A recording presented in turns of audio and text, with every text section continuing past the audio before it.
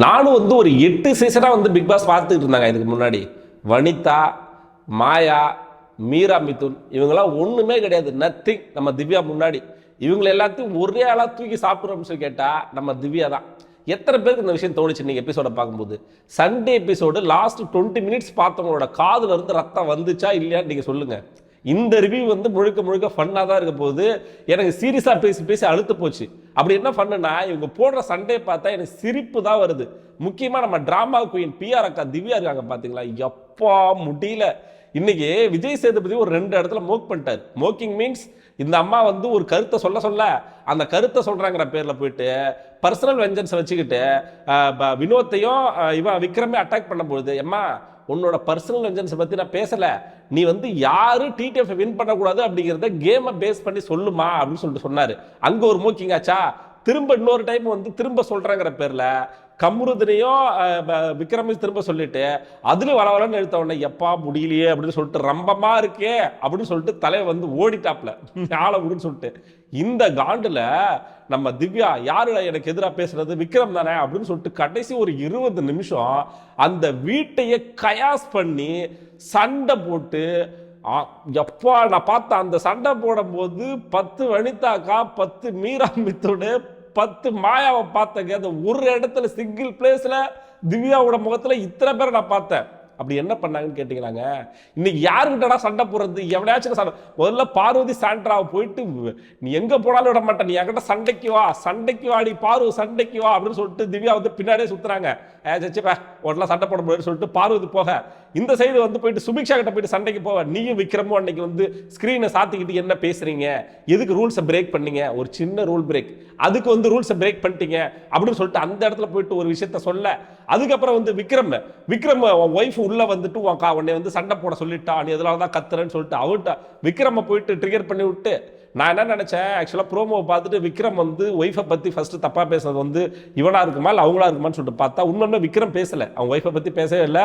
திவ்யா தான் ஸ்டார்ட் பண்ணியிருக்காங்க. உன் ஒய்ஃப் நீ கத்தணும், சண்டை போடணும், அகங்காரமா இருக்கணும் அப்படின்னு சொல்லிட்டு போயிட்டாங்க. அதனாலதான் நீ கத்துற அப்படின்னு சொல்லிட்டு ஃபர்ஸ்ட் ட்ரிகர் பண்ணது திவ்யா தான். கடைசி 20 நிமிஷம் காதுல ரத்தம் வந்துருச்சு. எனக்கு சிரிப்பான சிரிப்பு. ஒரு 9 பேரா 10 பேர் இருக்காங்களா, 8 பேரும் அடிச்சுட்டு சாவுறாங்க. அந்த சைடு பார்வதி சிம்பிளா உட்காந்துக்கிட்டு, ஏன்டா என்கிட்ட நீ சண்டைக்கு வந்த பாத்தியா அப்படிங்கிற மாதிரி. லிட்டரலா திவ்யா என்ன பண்றாங்கன்னா வச்சுக்கலாங்க, எல்லாரையும் ட்ரிகர் பண்றாங்க.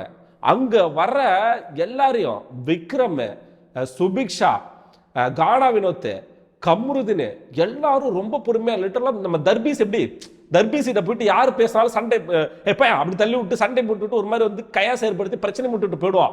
சேம் லைக் திவ்யா அதே தான் பண்ணாங்க. இன்னைக்கு யாருக்கிட்ட போய் பேச போனாலே நீ எதுக்கு வர, சாண்ட்ரா போயிட்டு சாண்ட்ரா ரொம்ப ரொம்ப சாஃப்டா பேசுது. இப்ப பழைய சாண்ட்ராவே கிடையாது. அந்த சாண்ட்ரா போயிட்டு பேச போது, சாண்டா உனக்கு என்ன தெரியும், நீ போ. கம்ருதின் நீ என்ன பார்வதி பிரச்சனை எது கேட்டியா, நீ போ. பார்வதி நீ எதுக்கு வர, நீ போ. இந்த சைடு விக்ரம் நீ எதுக்கு பேச வர, நீ போட. சுபிக்ஷா போடு. வினோத் நீலாம் 12 வாரமா ஒண்ணுமே பண்ணல, நீ போ. என்னம்மா பண்ற நீனு, என்ன பண்ற? ஆக்சுவலா இதுக்கு முன்னாடி கூட திவ்யாவோட கேம் பிளேல எனக்கு ஒரு சின்ன ஒரு அக்செப்டன்ஸ் இருந்துச்சு. ஓகே டன், ஏதோ ஒரு கேம் பண்றாங்க, அடுத்தவங்களை ட்ரிகர் பண்ணி அடுத்தவங்களை வாயில வார்த்தையில பிடுங்கி ஒரு மாதிரி கேம் பிளே பண்றாங்க அப்படின்னு சொல்லிட்டு பார்த்தா ஒரே எபிசோட்ல மொத்தமா பிடிச்சு விட்டாங்க. அவங்க இத்தனை நாளா விளையாண்ட கேம் திவ்யானா இதுதான் அப்படிங்கிற ஒரு பிராண்டை கிரியேட் பண்ணிட்டாங்க. இப்ப அவங்க என்னதான் நினைச்சாலும் மக்கள்கிட்ட ஒரு விஷயம் கிரியேட் ஆயிருக்கும். திவ்யானா லிட்டரலா பஜாரி அப்படிங்கிற மாதிரி கிரியேட் ஆயிடுச்சு. நான் ஒன்றும் சொல்லல நண்பர்களே, பார்க்குற மக்கள் தான் சொல்றாங்க. அப்படிதான் இருந்துச்சு திவ்யா இன்னைக்கு பண்ணது. இதுல அவங்க ஒரு விஷயம் ஒன்று பண்ணாங்க, கவனிச்சிங்கிறாங்க. சாண்ட்ரா ஒரு வாரம் ஃபுல்லா தனியா இருந்துக்கிட்டு நான் தனிமையில் இருக்கிறேன், எனக்கு யாரும் ஆதரவு இல்லைன்னு சொல்லிட்டு ஒரு விஷயத்தை கிரியேட் பண்ணி, நான் தனி மற்ற எல்லாரும் கேங்குன்னு சொல்லிட்டு ஒரு விஷயத்தை கிரியேட் பண்ணாங்கல்ல. சேம் லைக் அதை லிட்டரலா ஒரு 20 நிமிஷத்துல திவ்யா ட்ரை பண்ண பார்த்தாங்க. எல்லாரும் சேர்ந்து என்கிட்ட சண்டைக்கு வரீங்க. ஆக்சுவலா யாரு என்ன சொன்னாலும் காது கொடுத்து கேட்க மாட்டாங்க. தர்பீஸ் எப்படி பண்ணாலும் அதே மாதிரிதான். தர்பீஸ் பண்ண மாதிரி யாரு என்ன சொன்னாலும் காது கொடுத்து கேட்க மாட்டேன், நான் சொல்றது மட்டும் தான் நீ கேட்கணும், நீ சொல்றது. ஆக்சுவலா இவங்க பேசுறாங்க, இவங்க பேசும்போது எதிரில் நிக்கிற சவுண்டா ஏத்தி பேசக்கூடாது, கையை நீட்டி பேசக்கூடாது, காலை நீட்டி பேசக்கூடாது, வார்த்தை விடக்கூடாது, கத்தக்கூடாது, எதுவுமே பண்ணக்கூடாது. ஆனா இது எல்லாத்தையும் திவ்யா பேசும்போது பண்ணுவாங்க. இதுல சொம்புகள், பிஆர் சொம்புகள் முரட்டு முட்டா கொடுக்குறானுங்க வெளியில. என்னடா டே தூக்குங்கடா உங்க சொம்ப, அதுக்குன்னு ஒரு அளவு வேண்டாமா? இவ்வளவு பெரிய சொம்பா தூக்கிட்டு வருவீங்க தூக்கும் போது திவ்யாவுக்கு. இன்னைக்கு ஆன கேம் உண்மையிலுமே அவங்க பண்ண விஷயங்கள் ஏதாச்சும் பார்க்குற மாதிரி இருந்துச்சா? இதில் அவங்களே வந்து என்ன எல்லாரும் அட்டாக் பண்ணுறீங்க. ஆக்சுவலாக வந்து யார் பேச்சுமே கேட்க மாட்டேங்கிற நீ தர்பீஸாச்சும் எத்தனை 10 பேர் எதிர்த்து வந்தாலும் தனியாக நின்றுட்டு போயிட்டு ட்ராமா பண்ண மாட்டான், அழமாட்டான். ஆள் என்னை வந்து எல்லாரும் அட்டாக் பண்ணுறாங்க அப்படின்னு சொல்லிட்டு எல்லாருக்கும் டஃப் கொடுப்பான். ஆனால் நீ என்ன பண்ணுற, எல்லாரையும் ட்ரிகர் பண்ணி விட்டு எல்லாரையும் கோவப்பட வச்சுட்டு என்ன எல்லாரும் அட்டாக் பண்ணுறாங்க, நான் பாவம் இல்லை அப்படிங்கிற மாதிரி வந்து அழுகுறாங்க.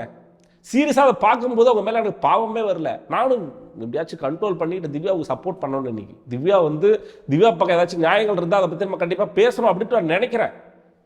இல்லை, அவங்க வச்ச கான்வர்சேஷன்லையும் இல்லை, எதுலையுமே கிடையாது. சரி, ஓகே, எனக்கு தெரிஞ்சு இந்த இன்ட்ரோவே இவ்வளோ நீளமாக போயிடுச்சு. சேனலை புதுசாக பாருங்க வந்து ஹைப் பண்ணிட்டு பாருங்க, சப்ஸ்கிரைப் பண்ணிட்டு பாருங்க, வீடியோக்கு வந்து ஒரு லைக் போடுங்க. எபிசோடு உள்ளே இப்போ தான் நம்ம போகிறோம். அதுக்கு முன்னாடி இவ்வளோ சம்பவங்கள். எபிசோடு ஆரம்பித்த உடனே கம்ருதீன் அரோரா இந்த பிரச்சனை வந்து நீண்டுகிட்டே போகுது. கம்ருதீன் அரோரா கிட்ட திரும்ப அதே நேத்திக்கு நடந்த எபிசோடுக்கு அப்புறமா நடந்த சம்பவங்களை தான் பேசுகிறாங்க. ஸோ இதில் வந்து லிட்டரலாக வந்து கம்ருதீன் கேட்டான், நமக்குள்ளே நடக்கிற பர்சனலாக எடுத்துகிட்டு போயிட்டு அங்கே நீ பேசி ஸ்கோர் பண்ண பார்க்குற அப்படின்னு சொல்லிட்டு சொல்லும்போது, நான் எதுவும் அந்த மாதிரி பேசலையப்பா, எனக்கு வந்து நான் உங்கள்கிட்ட பேசினாலும் நான் போயிட்டு அங்கே சொல்லுவேன் அப்படின்னு சொல்லும்போது கம்ருதீன் சில விஷயங்கள் உடச்சி விட்டான். அதாவது, நீ துஷார் வெளியில் போகிறது நீ காரணம் இல்லைன்னு சொல்கிற, துஷாரை நான் லவ் பண்ணவே இல்லைன்னு சொல்கிற, அப்போ எனக்கும் உனக்கு ஏதாவது மாட்டு கருத்து இருந்துச்சுன்னா துஷார் போயிட்டு அவன் ஃபோட்டோ நின்று பார்த்துட்டு துஷார் உன்னை நான் மிஸ் பண்ணுறேன்டா அப்படின்னு சொல்லிட்டு ஏன் அழுவுற அப்படின்னு சொல்லிட்டு கம்மு கேட்குறான். நியாயமான விஷயம் தானேங்க. துஷார் வெளியில் போனது காரணம்னு சொல்லிட்டு சேது வேணா முட்டு கொடுக்கலாம். பார்த்துக்கிட்டு இருக்க மக்கள் ஒன்றும் முட்டால் கிடையாது. துஷார் பேரை ஸ்டார்டிங்கில் கெடுத்து விட்டு அனுப்பிவிட்டது நீ தான்.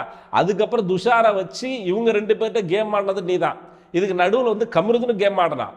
இப்போ பார்வதியை வெறுப்பேற்றுறதுக்காக அரோரா சில இடத்துல பண்ணாங்களான்னு கேட்டால் 100% பண்ணாங்க.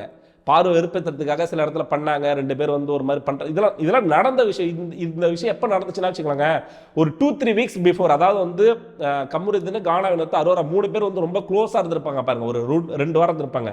அந்த 2 வாரங்களை பாருங்க, பார்வதியை வெறுப்பேற்றுறதுக்காகவே இவங்க பண்ண மாதிரி தான் இருந்துச்சு நிறைய விஷயங்கள். ஸோ இதுதான் நடக்குது. ஸோ அதுக்கப்புறமா வந்து திரு விஜய் சேதுபதி அவர் வந்து என்ட்ரி கொடுக்குறாரு. என்ட்ரி கொடுத்த உடனே வழக்கம் போல் வந்து இந்த டிடிஎஃப்னு ஒரு டாஸ்க் வருதுங்க. இந்த டிடிஎஃப் டாஸ்கில் யார் வந்து விளையாடுறதுக்கு தகுதியே இல்லாத ஆளு எல்லாரும் எழுந்து சொல்லுங்க அப்படின்னு சொல்லும்போது எல்லாரும் அவங்க சொல்கிறாங்க. இதில் பெருவாரியானவங்க யாரும் சொல்கிறாங்கன்னா பார்வதியை. நான் ஆல்ரெடி சொன்ன பார்த்தீங்கன்னா, இதை பற்றி நான் ஆல்ரெடி ஒரு வீடியோவே போட்டேன். நம்ம கம்மு மாமா, நம்ம திவ்யா அக்கா இவங்களாம் சொன்னாங்க. இதில் வந்து திவ்யா ஒரு பாயிண்ட் ஒன்று சொன்னாங்க பார்வதியை. எத்தனை பேர் கவனிச்சிங்க? சார் இவங்கள்ட்ட பேச போனால் இந்த இடத்த கயாஸ் ஆக்கி விட்றாங்க சார் அப்படின்னு. இன்னைக்கு எபிசோட பார்த்தவங்களுக்கு தெரியும் யாரு கயாசை கிரியேட் பண்ணுறாங்க அப்படின்னு சொல்லிட்டு. உண்மையாலுமே கயாசை கிரியேட் பண்ணுறது திவ்யா தான். அந்த இடத்தையே இதுவாக்கி கலவர பூமியாக்கி சிம்பிளாக முடிய வேண்டிய விஷயத்த கத்தி எதுக்கு ஏன் முடியலை, எங்களால் பார்க்க முடியல. அப்படியே 10 வனிதாக்கு அந்த இடத்துல வந்துட்டு போன மாதிரி இருக்கு. நடிப்பு அரக்கன் விக்ரமுக்கும் நடிப்பு அறைக்கு திவ்யாவுக்கும் இடையில் மிகப்பெரிய சண்டை. நான் 2 பேருக்குமே சப்போர்ட் பண்ண மாட்டேன். ஆனால் இந்த பிரச்சனையில் வந்து விக்ரம் கிட்ட தான் நியாயம் இருக்கு. விக்ரம் வந்து ரொம்ப சாஃப்டாக இந்த விஷயத்தை ஹேண்டில் பண்ணி, என்ன பிரச்சனை உனக்கு, எதனால் சுபிக்ஷா தான் ஆக்சுவலாக வந்து போயிட்டு கேட்குறாங்க. சுபிக்ஷா கிட்ட போயிட்டு சண்டைக்கு போகிறாங்க. சுபிக்ஷா வந்து நானும் அவனும் வந்து ரூல்ஸ் பிரேக்குன்னு சொல்கிறேன், நாங்கள் போயிட்டு ஸ்க்ரீனை இது பண்ணிட்டு பேசுனது ரூல்ஸ் பிரேக்குன்னு சொல்கிறேன். விக்ரம் தெளிவாக கேட்குறான், நீங்கள் ஒரு வாரம் ஃபுல்லாக ரூல்ஸ் பிரேக், இவங்க பண்ணதாச்சும் சின்ன rule break, 1 second rules break. Madam என்ன பண்ணாங்கன்னா, ஒரு நைட்டு ஃபுல்லாக ஜெயிலுக்கு போகாமல் வேலை செய்யாமல் வீட்டை க்ளீன் பண்ணாமல் ஒரு பெரிய ரூல் பிரேக் பண்ணாங்கல்ல, அதை சொன்னான். இதை சொன்ன உடனே மேடம் வந்து ட்ரிகர் ஆகிடுச்சு. ஆஹா, பாயிண்ட்டை பிடிச்சிட்டான், இவனை அப்படியே விட்டாம இவனை ட்ரிகர் பண்ணி விட்டுருந்தோம். ஓ, இப்போ வந்து எது கத்துற, உன் ஒய்ஃப் வந்து என்ன சொல்லிட்டு போனா, நல்லா கத்தி பேசுன்னு சொன்னாலா, அதனால தான் நீ வந்து பேசுறியா அப்படின்னு சொல்லிட்டு ஃபர்ஸ்ட் ஒய்ஃப் விஷயத்தை இழுத்தது யாரு? திவ்யா.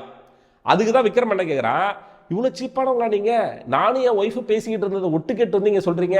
ஆமாம், உன் ஒய்ஃபு சொன்னதுனால தான் நீ ஆர்டர்னு சொன்னோன்னா அவன் கொந்தளிச்சிட்டான். அவனால் நடிப்பு கரங்காச்சு, அவனுக்கு ஒரு பாயிண்ட் கிடச்சிருச்சு. இப்போ என் ஒய்ஃபை பற்றி யா பேசுறடி, என் ஒய்ஃபை பற்றி யா பேசுறன்னு சொல்லிட்டு கதறான். உடனே ஈக்குவலாக திவ்யா வர டஃப் கொடுக்குறாங்க. 2 பேரும் லிட்டரலாக அடிச்சுக்கலங்க. அடிச்சு நடுவில் வந்து எல்லாரும் சமாதானப்படுத்த வராங்க. நண்பர்கள் கம்ருதீன் வரான், வினோத் வராது. வினோத்லாம் வந்தாச்சுங்க, ஓ போயா நீலாம் 12 வாரமா எதுவுமே ஒழுங்கா பண்ணல, நீ ரூல்ஸை ஒழுங்கா ஃபாலோ பண்ணல, நீலாம் போயா அப்படின்னு சொல்லிட்டு வினோத்துக்கு அடி. இதுக்கு நடுவுல திவ்யா சொன்ன ஒரு பாயிண்ட் வந்து நான் அக்செப்ட் பண்ணுவேன். விக்ரம் வந்து ஒரு மாதிரி எமோஷனல் கேம் ஆடுறான், சுபிக்ஷாவை இது பண்ணிக்கிட்டு சுபிக்ஷாவை கேம் ஆட விடாம, சுபிக்ஷா வந்து பெஸ்ட் பெர்ஃபார்மர்னு சொல்ல விடாம சில விஷயங்கள் பண்றான் அப்படிங்கிறத வந்து நான் வந்து ஒரு மனதை அக்செப்ட் பண்ணுவேன். விக்ரம் இன்னைக்கு இல்ல, அவன் வந்து டே ஒன்ல இருந்து அன்பு கேம் தான் ஆடிக்கிட்டு இருக்கான் அவன் பண்றது. ஸோ அதை சொன்ன வரைக்கும் ஓகே. அதை சொன்னதுக்கு அப்புறமா திரும்ப போயிட்டு சுபிக்ஷாவை ஏன் நோண்டணும் அப்படிங்கிறத என்னுடைய கேள்வி. அந்த விஷயத்த சொன்னீங்க. ஸோ அதுக்கப்புறமா வந்து கிளாரிஃபை பண்றதா விக்ரம் வரான். நான் பேசுறது மட்டும் கேளு, நீ சொல்றதெல்லாம் நான் கேட்க மாட்டேன்னு சொல்லிட்டு அதே இடத்துல நம்ம திவ்யா சொல்றாங்க, விக்ரம் பேச வரா, நான் சொல்றது மட்டும் தான் நீ கேட்கணும், நீ சொல்றதெல்லாம் நான் கேட்கவே முடியாதுடா அப்படின்னு சொல்லிட்டு அந்த இடத்துல திவ்யாவை போட்டு போல இது நம்ம விக்ரமை போட்டு போலகிறான். சம்பந்தமே இல்லை. அவன் என்ன அவன் இன்னைக்கு பார்க்கும்போது என்னை பேசவே விட மாட்டான். அவன் ஏன் வந்து டென்ஷன் ஆனா விக்ரம் கடைசி வரைக்கும் விக்ரம் பேச விடவே இல்லைங்க. திவ்யா இதுவே பேசுது, இதுவே சண்டை போடுது, இதுவே அழுவுது, இதுவே கத்துது, இதுவே வச்சுட்டு இதுவே கிளம்பிடுது. அப்புறம் இவன் பேச போனா வந்து நீ பேசலாம் கேட்க முடியாது போடா அப்படின்னு சொல்லிட்டு போகுது. இதனாலதான் அவன் டென்ஷன் ஆகிறான். அவன் ஏங்க டென்ஷன் ஆகணும் சம்பந்தமே இல்லாம? அவனே ரொம்ப சாஃப்டா பொறுமையா பேசக்கூடிய ஆளு. ஸோ இந்த பிரச்சனையெல்லாம் முடியுது. ஸோ இதுக்கப்புறமா வந்து எவிக்ஷன் ப்ராசஸ் அப்படி வந்து நடக்குது. இதுக்கு நடுவில் வந்து நம்ம விஜய் சேதுபதி வந்து நிறையா சம்பவங்கள் வந்து பண்ணாரு. நம்ம திவ்யாவை ஆல்ரெடி இதை பற்றி சொல்லிட்டேன். திவ்யா வந்து ரம்பமாக இழுக்கிறாங்க, அவங்க சொல்கிற கருத்துக்களை வந்து ஸ்ட்ரைட்டாக முன்வைக்க மாட்டேங்கிறாங்க, அவங்க வந்து திரும்ப வந்து ஒரு வெஞ்சன்ஸ் கேம் தான் ஆடுறாங்க, இப்படிங்கிற பல விஷயங்களை விஜய் சேதுபதி அவர்கள் வந்து ப்ரூட்டலி எக்ஸ்போஸ் பண்ணிட்டாரு. ஸோ இதுக்கப்புறமா வந்து எவிக்ஷனுக்கு வந்து எல்லாத்தையும் கேட்குறாங்க, யார் யார் எவிக்ட் ஆவாங்க அப்படின்னு சொல்லிட்டு கேட்கும்போது எல்லாரையும் சேவ் பண்ணிட்டு கடைசியில் கனியும் சாண்ட்ரா உட்கார வைக்கும்போது எல்லாரும் ஒருமை கருத்தை கனி தான் சேவ் ஆகும்னு சொல்லும்போது டப்புன்னு சாண்ட்ரா வந்து சேவ்டுன்னு சொல்லும்பொழுது இப்போ இந்த இடத்துல பார்வதி மட்டும்தான் சாண்ட்ராவுக்கு சப்போர்ட் பண்ணாங்க. ஸோ அதனால எல்லாருக்கும் எதிராக வந்து இன்னை பொறுத்த வரைக்கும் எபிசோட பொறுத்த வரைக்கும் பார்வதிக்கு எதிராக எல்லாரும் சொன்னாங்க டிடிஎஃப் ஜெயிக்க கூடாதுன்னு சொல்லிட்டு. சாண்ட்ராவுக்கு எதிராக எல்லாருமே வந்து சாண்ட்ரா தான் வெளியில போன்னு சொன்னாங்க. இப்போ நல்லா தெளிவாக புரிஞ்சுங்க. பார்வதிக்கு எதிராக டிடிஎஃப் ஜெயிக்க கூடாதுன்னு சொன்னாங்க, சாண்ட்ராவுக்கு எதிராக வந்து சாண்ட்ரா தான் வெளியில போன்னு சொன்னாங்க. இந்த ரெண்டு விஷயத்துல எமோஷனல் ஆகி ரெண்டு பேர் கட்டி பிடிச்சிட்டு அழுகுறாங்க. உண்மையுமே லிட்டரலா பார்க்கும்போது அப்படிதான் தோணுது. இதுக்கு நடுவில் ஒரு சின்ன விஷயம் ஒன்று நடந்துச்சு. கானாவினத்தும் பார்வதி சிரிச்சாங்க அப்படிங்கிற மாதிரி சொல்றாங்க. அதை நான் பிறகு வரேன். முதல்ல இந்த விஷயத்த முடிச்சிருவோம். இந்த பிரச்சனையினால ரெண்டு பேரும் வந்து ஒரு எமோஷனல் ஆகி கட்டி பிடிச்சிட்டு அழுகுறாங்க. போயிட்டு திவ்யா இருந்துகிட்டு, ஹே சாண்ட்ரா அவ வந்து உன்னை இன்ஃப்ளூயன்ஸ் பண்றா, நாங்கள் எல்லாரும் சேர்ந்து உன்னை அட்டாக் பண்ற மாதிரி வந்து கிரியேட் பண்றா அப்படின்னு சொல்லி அப்போ பார்வதி தெளிவாக சொல்றாங்க, திவ்யா நான் அந்த விஷயத்துக்காக ஃபீல் பண்ணல, இது வேற விஷயம், இது வேற விஷயத்தினால நாங்கள் வந்து ஃபீல் பண்ணி ஒரு மாதிரி அழுகுறோம், தயவு செஞ்சு நீ என்டர்ஃபர் ஆகுது இப்படியே வந்து பின்னாடியே குலைச்சிட்டு போறாங்க. பார்வதி வந்து முடிஞ்ச அளவுக்கு வந்து இதுல திவ்யா கிட்ட தப்பிச்சு ஓட தான் பாக்குறாங்க. என்னை ஆளை விட்டு நீ என்கிட்ட பேசாத, எனக்கு இங்க நான் வேற ஒரு கருத்து பேசிக்கிட்டு இருக்கேன், இதுல நீ மூக்கு நடிச்சு வேற ஒரு சம்பவம் பண்ண பார்க்காத அப்படின்னு சொல்லிட்டு தெளிவா சொல்றாங்க. முடியாது நான் கடிச்சே வைப்பேன்னு சொல்லிட்டு பின்னாடியே ஓடி வராங்க. லிட்டரலா நீங்க பாருங்களா அந்த வீடியோ பாத்தீங்கன்னா வந்து பார்வதி கிட்ட போயிருந்தா திவ்யா வந்து கடிச்சு வச்சிருப்பாங்க. அப்படி கிட்ட போயிட்டாங்க, ஓடுறாங்க, பின்னாடி துரத்திட்டே ஓடுறாங்க. அதுக்கப்புறமா வந்து மோக் பண்றாங்க, இப்படி பண்றது. இதுல இன்னொரு விஷயம் கவனிச்சுக்கலாம். இன்னைக்கு விஜய் சேதுபதி அவர்கள் வந்து திவ்யா நீங்க இப்படி பண்ணீங்களா, அப்படி பண்ணீங்க, மோக் பண்ணீங்களா, சூப்பரா இருந்துச்சுமா, கியூட்டா இருந்துச்சுமா அப்படின்னு சொல்லி சொன்னாரு. அது சர்க்காசமா சொன்னாரா இல்ல உண்மையாவே சொன்னாரா அப்படிங்கிறது எனக்கு தெரியல. உண்மையாவே நீங்க சொன்னாருக்கு அவரு, ஒரு கிளிப் இருக்கு. ஸோ இதெல்லாம் முடிஞ்சதுக்கு அப்புறமா கனி எவிக்ஷன். அதுக்கு இன்னொரு விஷயத்துக்கு நான் வரேன்னு சொன்னல, கானாவின் வந்து பார்வதி வந்து சிரிச்சுட்டாங்க அப்படின்னு சொல்லிட்டு. ஆக்சுவலாக வந்து அது சொன்ன உடனே பார்வதி வந்து நான் எல்லாரும் எதிர்ப்புக்கு நடுவில் வந்து நம்ம சொன்ன சாண்ட்ரா வந்து சேவ் ஆயிட்டாங்களே அப்படிங்கிற விஷயத்தில் வந்து சிரிச்சுட்டாங்க. இதெல்லாம் வந்து சிரிக்கிறாங்க, இவங்களாம் வந்து ஃபீல் பண்ணணும் அப்படின்னு சொல்லுகிற ஃபேன்ஸ் யாருன்னு சொல்லி கேட்டீங்கன்னா திவ்யாவும் பிஆர் அக்கா திவ்யாவும் அரோரா ஃபேன்ஸும். இவங்க ரெண்டு பேரும் கானாவின் வந்து சிரிச்சுட்டாரு, பார்வதி சிரிச்சுட்டாருன்னு சொல்லி குரூப்புக்கு எல்லாருக்கும் நான் ஒன்று விஷயம் சொல்றேன். கனி எவிக்ட் ஆகி போய் 10வது நிமிஷத்துல அரோரா எனக்கு வந்து பிரியாணி அனுப்பிவிடுங்க அப்படின்னு சொல்லி கேட்குறாங்க. இந்த சைடு வந்து திவ்யா வந்து எனக்கு சாக்லேட் கொடுங்க அப்படின்னு சொல்லி கேட்குறாங்க. இதுதான் உங்க ஃபீலிங்க. இப்போ அதுக்கு பார்வதியும் கானாவினத்தை எவ்வளோ தேவலாம போல இருக்க நீ கேட்டதுக்கு. அவங்களாச்சும் அந்த இடத்துல வேற ஒரு விஷயத்துக்காக வந்து சிரிக்கிறாங்க. நீ வந்து கனி இருக்கிற போது வந்து ஐயோ கனி போயிட்டாலே அப்படின்னு சொல்லிட்டு அழுது, நம்ம இப்போ சபரிலாம் இன்னைக்கு அழுது எப்படி இருந்துச்சுங்க, சீரியஸா பார்க்கும்போது சிரிப்பு தான் வந்துச்சு. வடிவில் ஒரு காமெடியில் அழுவா தெரியுமா, சத்தியமா அப்படிதான் வந்து சபரி பின்னாடி அப்படின்னு சொல்லிட்டு அழுதுட்டு இருந்தான். புரியல எனக்கு. இவ்வளவு பண்ணிட்டு 10வது நிமிஷத்துல பிரியாணி சாக்லேட்டு கேட்கறாங்க. இவங்க வந்து ஃபீலிங்ஸா இருக்காங்களா கனி எவிக்ட் ஆனதுல. கனி எவிக்ட் ஆனதுல உனக்கு உண்மையே ஃபீலிங்னா வந்து கொஞ்சம் ஒரு ½ ஹவருக்கு வந்து எல்லாரும் சைலண்டா ஒரு அமைதி காத்து எல்லாரும் கொஞ்சம் சைலண்டா இருந்துருவாங்க. அடுத்த 10 நிமிஷத்துல பிரியாணி கேட்கிற, அடுத்த 10 நிமிஷத்துல எல்லாத்தையும் நாய் மாதிரி குழைச்சிட்டு எல்லாருமே கடிக்க வைக்க போற. பாவம் அங்க இருக்கிற கண்டஸ்டன்ட் எல்லாம் பாவம் என்ன பண்ணாங்க, என்ன பாவம் பண்ணாங்க, நீ கடிச்சு வச்சுட்டுனா யார் விஷம் யோசிச்சு போடுறது. அப்படிதான் இருந்துச்சு பார்க்கறது இந்த எபிசோடு. எனக்கு இதுல இன்னைக்கு எபிசோட பத்தி சீரியஸா அட்ரஸ் பண்றது எதுவுமே கிடையாது. பார்வதி கமருதீன் இந்த லவ் ட்ரையாங்கிள் இருக்கு பாத்தீங்களா, இதுல வந்து கமருதீன் எக்ஸ்போஸ் ஆன மாதிரி தான் எனக்கு தோணுது. ஏன்னா வந்து அரோராவும் பார்வதியும் புரிஞ்சுக்கிட்டு கொஞ்சம் விலகி நிற்கிறாங்க. கமருதீன் கொஞ்சம் விலகி நிற்கிறான். இது 2 பேருக்குமே சேஃப், 2 பேர் கேமுக்கு சேஃப். திவ்யா ப்ரூட்டலி எக்ஸ்போஸ் ஆயிட்டாங்க. எல்லாரையும் நீ கடிச்சு வைக்காத குறையா, எல்லாருக்கிட்டையும் சண்டைக்கு போய் ஒரு மாதிரி பிரச்சனை பண்ணி கயாசை கிரியேட் பண்ணி இன்னைக்கு ஒரு சம்பவத்தை வந்து ட்ரை பண்ணாங்க. பட் ஆனால் அது அவங்களுக்கு தான் பேக் ஃபயரா ஆகும், மக்களிடத்துல வந்து அவங்களுக்கு வர செல்வாக்கு குறைக்கும் அப்படிங்கிறது தான் என்னுடைய கருத்தா நான் பார்க்குறேன். வேற என்ன இருக்கு இன்னைக்கு எபிசோட்ல? அவ்வளோதான். இதுதான் நடந்த விஷயங்கள் அப்படிங்கிறது. இதுதான் இதுல வந்து இடையில வந்து கமருதீனை வந்து திவ்யா வந்து அட்டாக் பண்ணாங்க. எத்தனை பேர் கவனிச்சிங்க? பாரு விஷயத்துல வந்து நீ வந்து கேட்கல அப்படின்னு சொல்லிட்டு. பாரு விஷயத்துல கேட்கறதுக்கு ஒண்ணுமே கிடையாது. ஏன்னு சொல்லி கேட்டீங்கன்னா, பார்வதியும் சாண்ட்ராவும் நான் வேற ஒரு விஷயத்தை டிஸ்கஸ் பண்றேமா, நீ போமான்னு சொல்லிட்டாங்க. அதுக்கப்புறம் இந்த விஷயத்தை அட்ரஸ் பண்ணா என்னத்தை அட்ரஸ் பண்ண சொல்றேன், நீ எதை பேச சொல்றேனே தெரியலையே, எதுக்கு வந்து அவன் பேசணும்னே தெரியல. ரெண்டாவது கானா வினோத் 12 வாரமா வந்து நீ வந்து ஒழுங்காவே இல்லை, நீ திருந்தவே மாட்டேன்னு சொல்லிட்டு விஜய் சேதுபதி சார் சொல்றாருன்னு சொல்லிட்டு கானா வினோத்தை திவ்யா சொல்றாங்க. சிரிங்க. திவ்யா வந்து விஜய் சேதுபதி சொன்ன எல்லா விஷயத்தையும் மாத்திக்கிட்டாங்க. திவ்யா 100% கரெக்டா இருக்காங்க. கானா வினோத் சரியில்லை. நம்ம விஜய் சேதுபதி பொதுவா எல்லாரையுமே கொஞ்சமாச்சு திரும்பி விளையாடுகிறான்னு சொல்லி சொன்னாரு. இந்த மாதிரி சொல்லுது கானா வினோத்தை தான் 12 வாரமா திருந்தாம விளையாடுறாரு அப்படின்னு சொல்லிட்டு கானா வினோத்தை மட்டும் பாயிண்ட் அவுட் பண்ணி சொல்லுது. அப்போ இதை சொல்லும் பொழுது கானா வினோத்து டென்ஷன் ஆகுது, கோவம் வருது. அவனுக்கு எவ்வளவு நேரம் தான் பொறுத்துக்கிட்டு இருப்பாருங்க. கோவப்பட்டு கத்த வராரு. உடனே திவ்யா இருந்துகிட்டு பாத்தியா கத்த வராரு. நீ ட்ரிகர் பண்ணி விட்டுருவ, சண்டைக்கு போயிட்டுருவ. உடனே கமருதீன் போய் அவனை ஆஃப் பண்ணு, கானா வினோத்தை ஆஃப் பண்ணு, என்கிட்ட மட்டும் சண்டைக்கு வரேன்னு சொல்லிட்டு இதுல இருக்கவனு ஏத்தி விட்டுறது.